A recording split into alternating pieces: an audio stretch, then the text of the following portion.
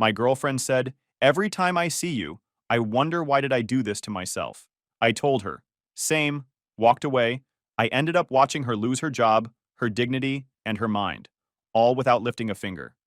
Hey Reddit, so I, Vernon, 27 male, have got a story about how one simple sentence completely flipped my relationship upside down and ended up setting me free. It's not one of those dramatic soap opera tales, just a real situation that went downhill fast and got kind of insane. Thought I'd share what happened, because looking back now, it's equal parts ridiculous and weirdly satisfying. You ever have that moment where you look at someone you've known for years and realize they're not the same person anymore? That was me staring at Claire one Friday night. We'd been together for 2 years, the kind of couple that looked fine on paper. Dinners out, inside jokes, matching mugs, all that cute nonsense. It used to feel easy. Lately, it felt like living with a stranger who was mildly irritated that I existed. Claire worked at some skincare company downtown. I never cared much about her job. Not in a bad way, just figured it was her world. Then came Ashton, the new Canadian coworker. She mentioned him in every other story. Ashton said this.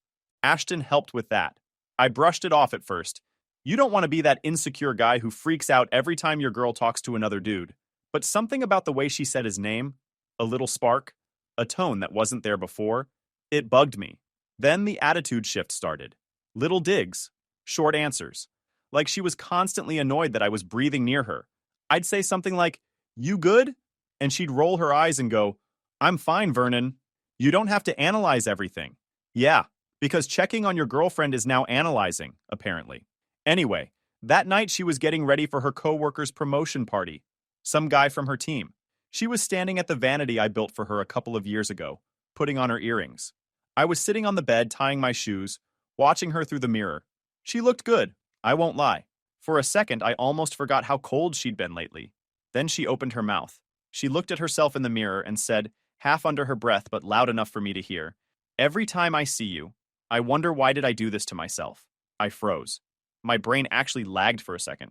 I looked up like, "What did you just say?" She turned her head, eyes still on her reflection, and smirked. "Relax. It's just a joke." I laughed once.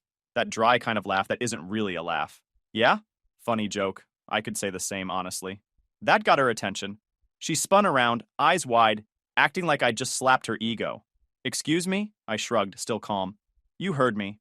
You've been walking around like I should thank you for breathing the same air. Maybe you should ask yourself that question instead." Her face twisted like she bit into a lemon. "You know what, Vernon? You always have to ruin everything. I was in a good mood, and now you're making it weird. Can you not?" "Sure," I said, leaning back on my hands. "Wouldn't want to mess with your promotion party energy. Don't want Ashton thinking you're stressed." That one hit. She turned red instantly. "Don't start, Vernon." "Not tonight. We'll talk about this later."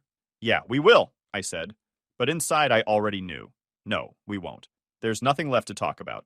She grabbed her clutch and heels, muttering something about me always being dramatic. I just sat there, calm as ever. I was done. You know that quiet kind of done that doesn't even need yelling? That was me. I watched her strut around, spraying perfume like she was trying to gaslight the air itself. She stopped at the mirror and caught my reflection. "Are you gonna just sit there looking miserable? Can you at least pretend to be happy for me?" "Happy for what?" I asked. "Your coworker's promotion or your audition for Most Delusional Girlfriend of the Year?" She glared at me. "You're unbelievable. You're—" I said, "We'll talk later. Don't ruin my mood before the party." I grinned. Wouldn't dream of it. She huffed, grabbed her phone, and stomped out of the bedroom. The door slammed, and the sound echoed longer than it should have. 2 years together, and somehow, in one sentence, she managed to wipe it all clean. "Every time I see you, I wonder why did I do this to myself."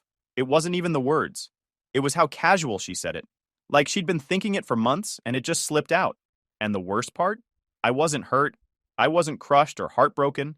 I just felt free, like someone cut a chain I didn't realize I was dragging. I checked the time. We were supposed to leave in 15 minutes. I tied my other shoe, stood up, and grabbed my keys. She'd get her party, and I'd play along one last time. But in my head, the breakup already happened. She just didn't know it yet. When I walked out the door, I didn't feel like a boyfriend anymore. I felt like a man doing one last errand before deleting an app he doesn't use. This relationship had been dead for a long time. She just finally said it out loud. The drive to the party was quiet. Not the comfortable silence kind we used to have, but the kind where you could hear every blink of the turn signal like it was judging you. Claire was glued to her phone, probably texting her work buddies, laughing at whatever inside jokes they had. She looked perfect, though. She always did when she wanted attention. When we pulled up to the event hall, she instantly switched on her fake social smile, the kind she saves for people she's trying to impress. She walked a step ahead of me, waving at coworkers like she was on some imaginary red carpet. I followed behind, calm, hands in pockets, already detached. Inside was the usual office party chaos. Too much perfume, loud music, people pretending they liked each other. Claire greeted everyone, doing that high-pitched laugh she only used when she wanted to sound interesting. I noticed quickly she didn't introduce me to anyone. Not once. It was like I was her driver who wandered in by mistake. Then I spotted him. Ashton, the Canadian coworker she wouldn't shut up about. The guy looked decent.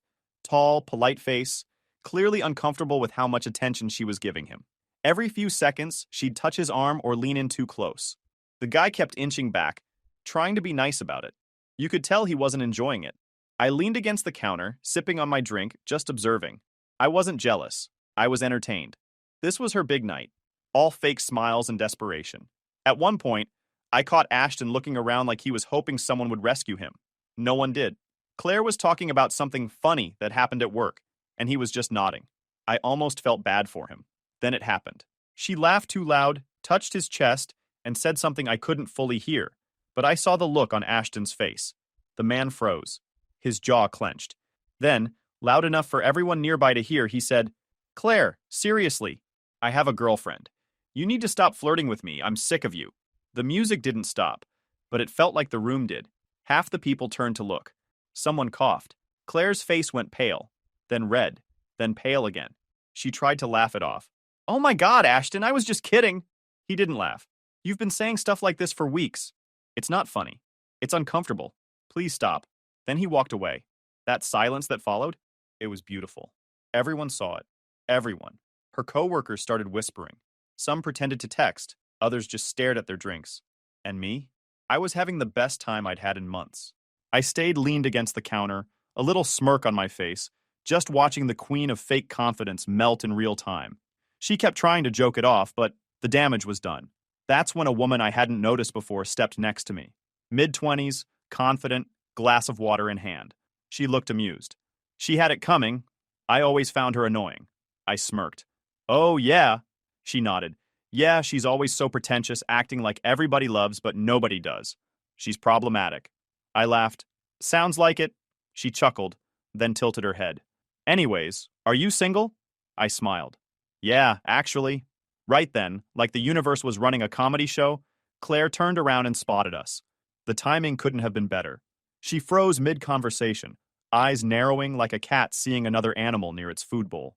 She stomped over in those high heels, trying to look composed but failing. "What are you doing?" she hissed. I looked at her calmly. Talking. Talking? To her? She glared at the woman who was clearly enjoying this. The woman raised her brows, grinning. "Hi, Claire." I caught the tone. They knew each other. Probably didn't like each other either. Perfect. Claire's voice went up a notch. "Can you not embarrass me? We're at my co-worker's party." I turned to the woman. "You see what I mean?" She laughed again, and I pulled out my phone. "Hey, what's your number?" The woman smiled and gave it to me without hesitation. I saved it right in front of Claire, who looked like she was about to combust. "Are you serious right now?" she snapped. I slipped my phone in my pocket. "Dead serious. As dead as our relationship. This is over, Claire." Then I turned and walked toward the exit. Behind me, I could hear her muttering and her coworkers whispering. Someone said, "Wait, did she flirt with Ashton while having a boyfriend?" Another whispered, "Yeah, and got rejected in front of everyone." Claire had officially become the party's cautionary tale. When I stepped outside, the night air felt lighter. I didn't even feel bad. If anything, I was proud I hadn't wasted any more time pretending. She wanted attention? She got it. I got in my car, turned the engine on, and checked the mirror. I could still see her through the window, pacing around, trying to save face. She'd always thought she could control every situation, talk her way out of anything. Not this time. She set herself on fire and handed me the lighter with a smile. I drove off, windows down, no music, no second thoughts. She wanted to act like I wasn't her boyfriend. Cool. I just stopped being one. She dug her own grave, and for once I didn't have to lift a finger. By the time I pulled into the parking lot of our apartment complex, I already knew what I was going to do. I walked in, flipped the lights on, and stood there for a second, looking around at what used to be our home. It didn't feel like one. It looked like a showroom built for someone else's fake Instagram life. The air still smelled like her perfume. Expensive, floral, fake. I grabbed a duffel bag from the closet and started with the essentials. Clothes, toiletries, documents. Then I opened every cabinet, every drawer, and started sorting. Everything I paid for, TV, couch, coffee maker, desk, bed frame, even the silverware, went into my mental mine column. I wasn't about to leave a single thing of mine behind. The lease was under her name, her idea. She said it made her feel strong and independent. Translation, she wanted to brag about it to her friends, while I paid 70% of everything else. That decision finally worked in my favor. Leaving was easy. I started disassembling the TV stand, unscrewing it piece by piece, feeling oddly calm. Every thud of something going into a box felt like closure. By the time I finished, the apartment looked 80% empty. All that was left were her decorations. The cheap art prints she said were vintage, the fake plants, and the overpriced candles she never lit. Her half of the closet was untouched, and I wasn't planning on leaving a note or an apology. I didn't owe her closure. I didn't owe her anything. I loaded my stuff into my truck, a couple of heavy trips, maybe 2 full truckloads. The security guard gave me a nod, probably assuming we were moving. He wasn't wrong. I was moving, just not with her. On my final walk back through the apartment, I stood in the middle of the living room and looked around one last time. Empty spaces everywhere. The echo of my own footsteps made me grin. She'd walk in later, expecting the same setup, and realize she'd been living in a museum of things I built.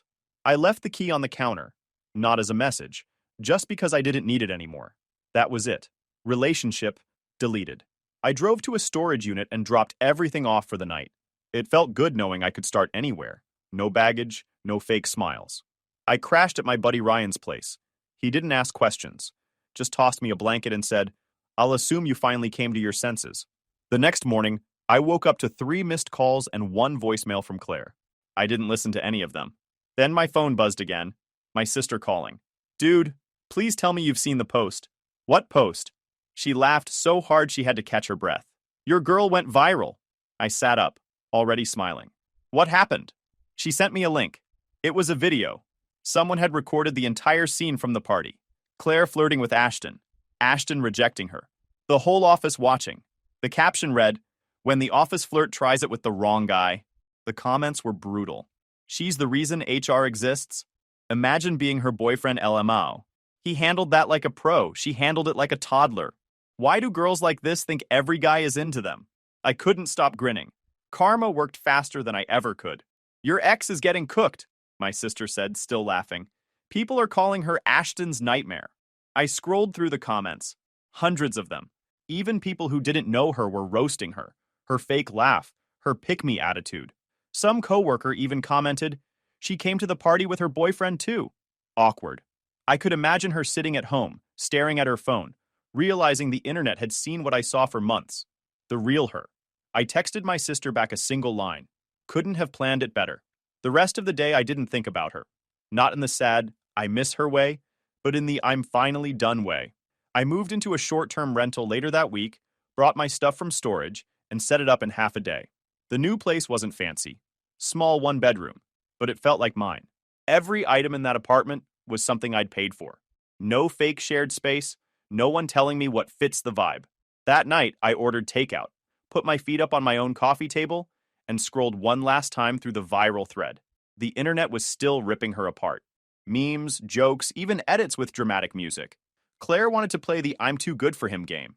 Now she was the main character in a video with 500,000 views titled, "When Arrogance Meets Reality."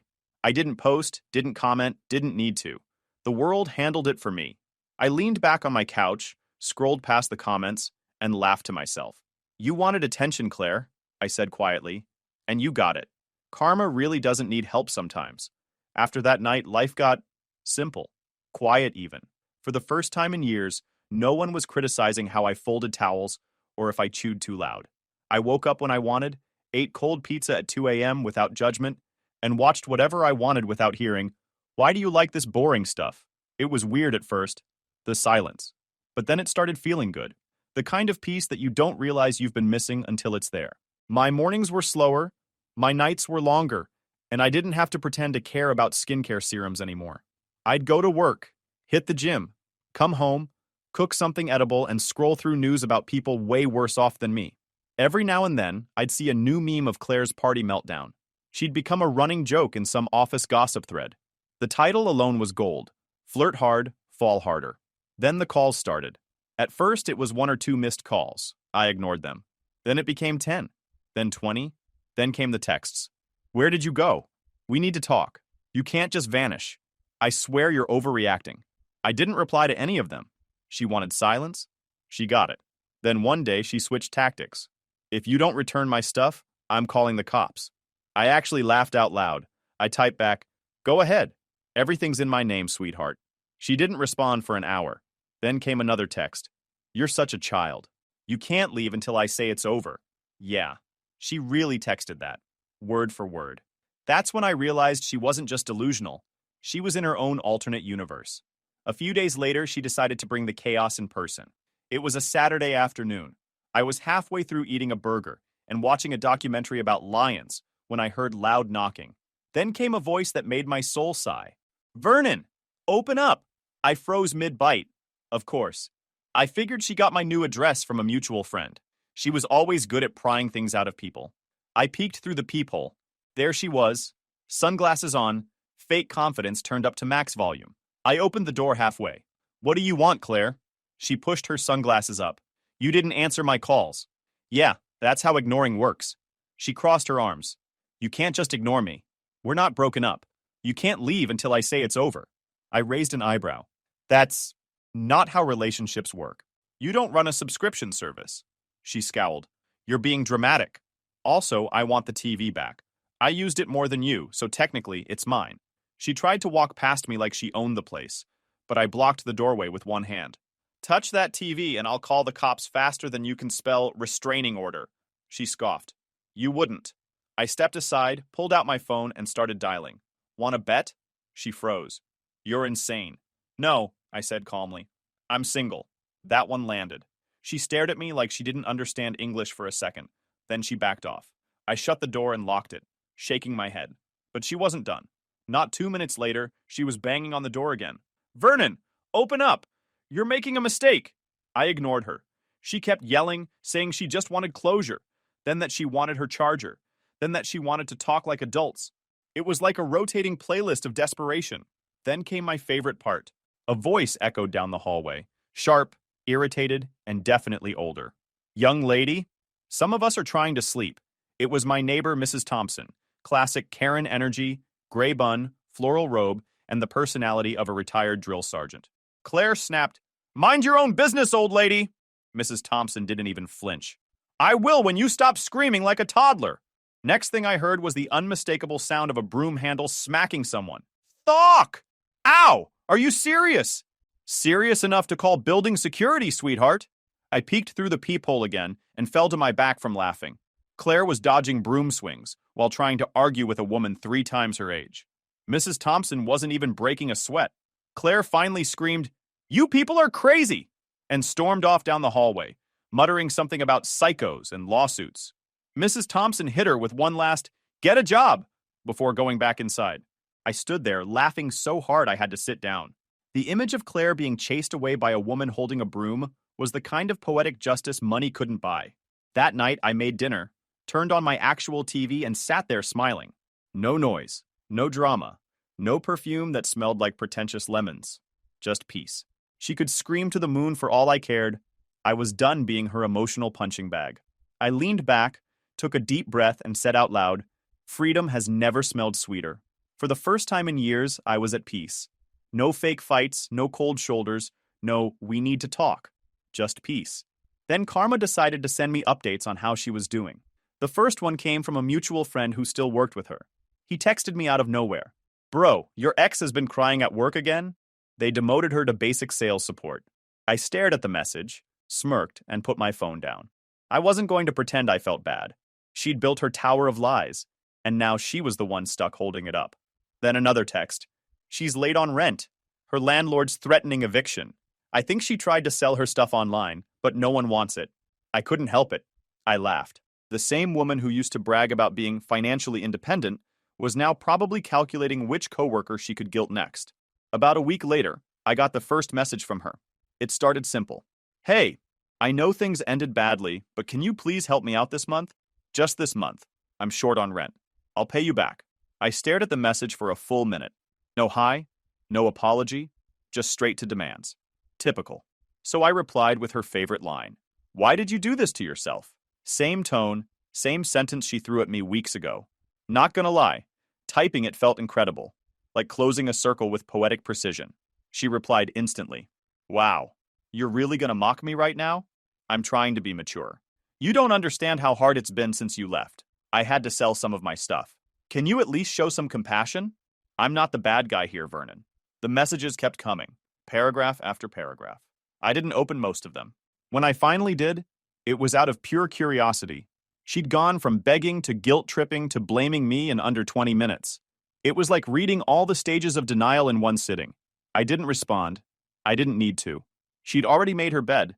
She just didn't like sleeping in it alone. A few days later, an Instagram notification popped up. This time, not from her. From an unfamiliar name, Ashton. Yeah, that Ashton. He'd probably found my handle through the viral clip comments or a mutual coworker. Small world. The message started polite. Hey man, I know this is random, but I figured I should reach out. It's about Claire. I almost choked on my coffee. What about her? He replied a minute later. She's back to bothering me. Showing up at my office, sending emails, pretending we're still friends. I had to file a TRO. I blinked. TRO. Temporary restraining order. That's when it hit me how far off the deep end she'd gone. I replied, a restraining order? Seriously? Yeah, dude. I tried being polite, but she wouldn't stop. She even showed up at my gym last week and told my girlfriend we had unfinished business. I sat there reading it like I was watching the season finale of a show I didn't know I'd been waiting for. I replied, sounds like she's thriving. Man, she's lost it. You dodged a bullet. I could feel him rubbing his temples from behind the screen, more like a missile. He sent a laughing emoji, then wrote, just wanted to give you a heads up in case she tries something with you again. I know she's unpredictable. Appreciate it. Good luck dealing with her. I typed back, and that was it. Thread closed. I set my phone down, grinning like an idiot. There was something hilariously satisfying about it all.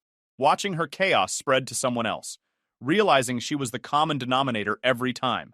Later that night, my sister called. You won't believe this, she said. Claire's name is trending in a local gossip page again. Someone posted screenshots of her arguing with Ashton's girlfriend. I didn't even ask for details. Let me guess, I said. She played the victim? Bingo, she laughed. And the comments are destroying her. I leaned back on the couch, half watching a movie, half scrolling through the posts she sent me. There it was. Claire arguing in the comment section, calling people jealous and toxic. The same people were replying things like, girl, seek help, and didn't you get rejected in public already? At one point, someone commented, plot twist. Her ex is probably thriving while she's fighting strangers online. They were right. I was thriving. I closed the post and looked around my place, my clean, quiet, peaceful apartment. Everything was where I left it. Everything was mine.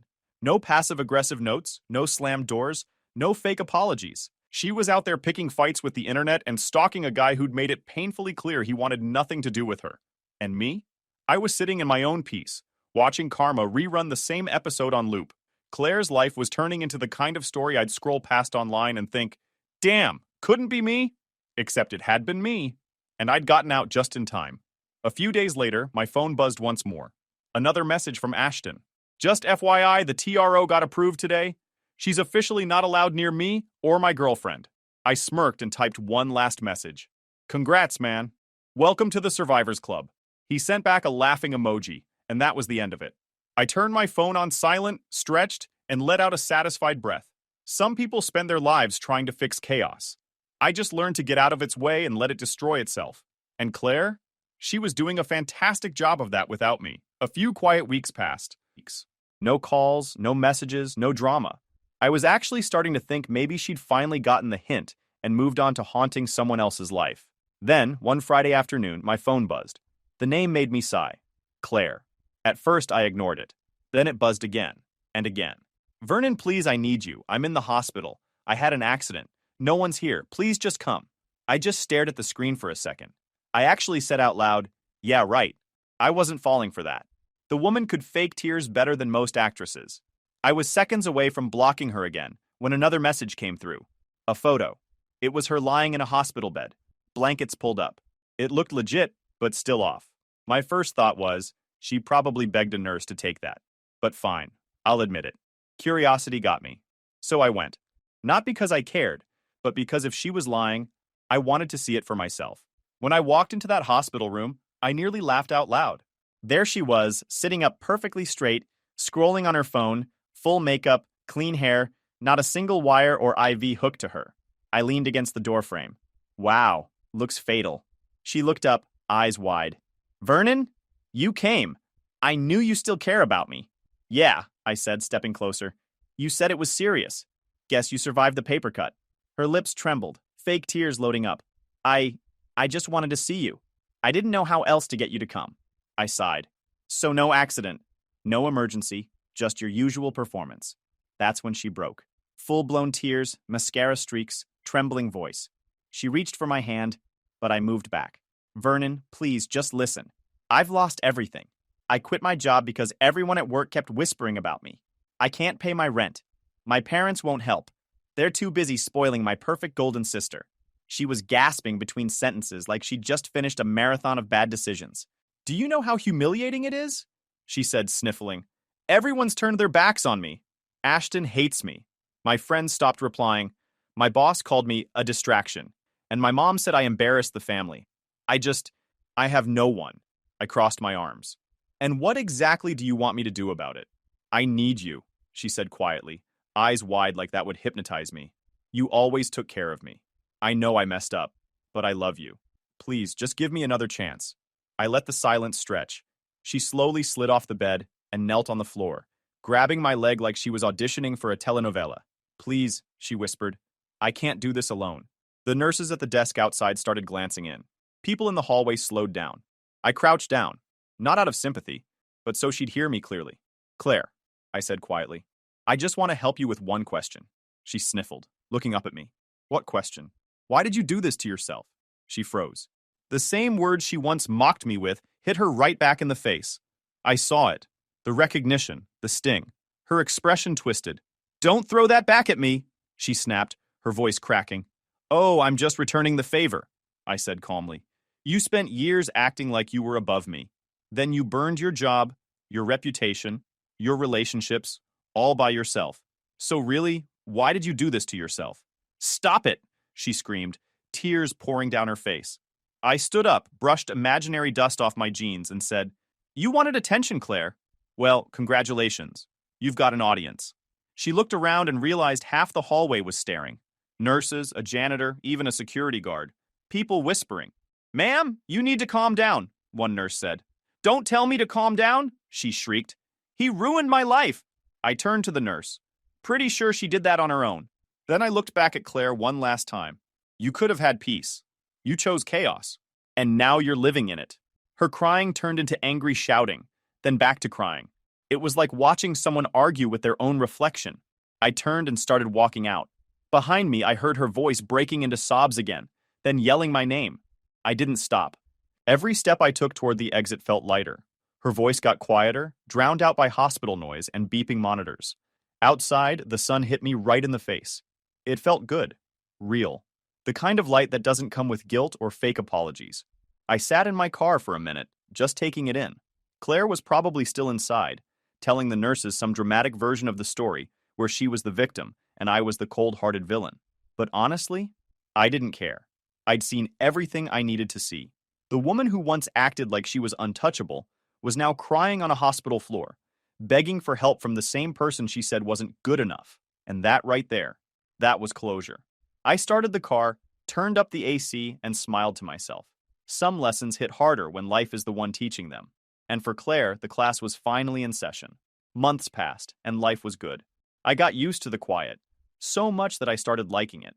My job was steady, my apartment felt like home, and I even got a dog. His name's Max. Big, goofy mutt who thinks he's a guard dog but gets scared of his own reflection. Still, the guy's loyal and never argues about throw pillows or room scents. So yeah, upgrade achieved. I realized I didn't miss being in a relationship at all. Too much drama, too many mind games. People talk about love like it's peace, but honestly, being single was the real peace. I didn't have to decode texts or fake enthusiasm for overpriced dinners. My evenings were mine again. Then, because the universe has a twisted sense of humor, Claire texted me, "Hey, I've been doing therapy. I'm better now. I just wanted to reach out and say thank you." I stared at it for a second. Therapy? That was new. Good for her, I guess. I was ready to just leave it on red, but then another one came in. "I'd like to meet up sometime.